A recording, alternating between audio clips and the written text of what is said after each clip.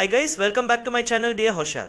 पाकिस्तान में आप किसी रश वाली जगह पर जाकर चप्पल उछालें तो या तो वो किसी पॉलिटिकल वर्कर पर गिरेगी या किसी मोटिवेशनल स्पीकर पर। और यकीन माने मुझे मोटिवेशनल स्पीकर शदीद जहर लगते हैं और उसकी एक मेजर वजह यह है कि इनका वतीरा होता है कि बेटा जो भी काम करो कश्तियां जलाकर करो। ये सोच इतने लोगों को डुबाती है कि आपकी सोच है। इस पर मैं गालियां देता फिरूंगा, ये आई कहां से या निकली कहां से, इसको फैलाने वाले कैसे, उसका कोई फायदा नहीं है क्योंकि इन लोगों की दाल रोटी इस सोच के साथ अटैच है। ये तो चलता रहेगा। इस वीडियो का मकसद है कि आपको क्यों अपने वेंचर्स में कश्तियां नहीं जलानी चाहिए और अपने पास हमेशा बैकअप प्लान रखना चाहिए। सबसे पहले मैं आपको एक सिनेरियो देता हूं। एक बंदा ग्रेजुएट होता है और दिमाग में ये फुतूल लेके ग्रेजुएट होता है कि दुनिया चढ़े सर पे मैं स्टार्टअप करना है, मैं हार नहीं माननी और मैं मर जाऊंगा लेकिन फेल नहीं होऊंगा। और फिर वो अपनी बायो में डालता है इंट्राप्रेन्योर और उसके 1 साल बाद स्टार्टअप फेल हो जाता है। फिर आते हैं घर वालों के ताने के, हो गया शौक पूरा, निकल गया कीड़ा, चल अब खर्चे उठा हरामखोर। आसपास लोग निकल रहे होते हैं नौकरियों पर, मास्टर्स पर, फिर उस बेचारे को अपने पैशन का गला घोटकर नौकरी करनी पड़ती है इस इरादे के साथ कि एक दिन पैसे जमा करके स्टार्टअप करूंगा। 2 साल 3 साल 4 साल गुजर जाते हैं, फिर शादी होती है और फिर जो है ना हर महीने की तनख्वाह बड़ी मुश्किल से ही खर्चे पूरी करती है।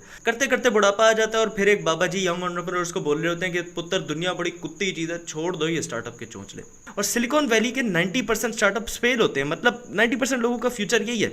देखिए मसला इस सोच का है कि नौजवान चाहे पाकिस्तान के हो चाहे कहीं और के हो, हर चीज को इस तरह देखते हैं कि या तो हम इसमें कामयाब हो जाएंगे या बिल्कुल बढ़ जाएंगे। जबकि आपकी जिंदगी के ज्यादातर फैसले बेसिकली एक्सपेरिमेंट्स होते हैं जिनसे आपने सीखकर अगले एक्सपेरिमेंट को बेहतर करना होता है और अगले एक्सपेरिमेंट के लिए जिंदा बचना होता है। फ्यूल, पैसा, विल पावर, ये चीजें बचा के रखनी होती है। जब आप हर चीज को ऐसे देखते हैं कि कामयाब हो जाएंगे या बढ़ जाएंगे और आप फौरन कामयाब नहीं होते तो आपका दिमाग यही कहता है कि बेटा तू तो बढ़ गया। और सबसे ज्यादा तब मुझे सोच पर चढ़ती है कि मैंने हार नहीं माननी। मैं एक मिसाल देता हूं, अगर आप एक दीवार में कील ठोक रहे हो और कील की दूसरी तरफ लोहे की बीम आ गई है तो क्या आप कील पे तब भी हथौड़े मारते रहेंगे या कील निकाल के सही जगह ठोकेंगे? अगर गलत जगह ट्राई कर करके आपने कीलें खत्म कर दी तो हो गया काम। और स्टार्टअप में भी यही होता है, अगर कोई चीज फ्लॉप है तो उसे ठीक किया जाता है, उससे लड़ा नहीं जाता, उसे इंप्रूव किया जाता है और आइटरेटिवली आप अच्छे सोल्यूशन की तरफ बढ़ते हैं। लोगों को कश्तियां जलाने में और ट्रक की बत्ती के पीछे भागने में फर्क नहीं पता और किस वक्त आपने कदम आगे रखना है किस वक्त पीछे रखना है, ये चीज एक अच्छे सीईओ और एक अच्छे कमांडर की पहचान होती है। और जो चवल कश्तियां जलाने पर इलॉन मस्क और बिल गेट्स वगैरह की मिसालें देते हैं उनको मैं ये कहूंगा कि अबे जाहिल के बच्चों, वो लोग जिस मुल्क में रहते हैं वहां बेरोजगारी पर आपको गवर्नमेंट की तरफ से 3 लाख रुपए माहाना मिलता है, वहां फाके नहीं करने पड़ते।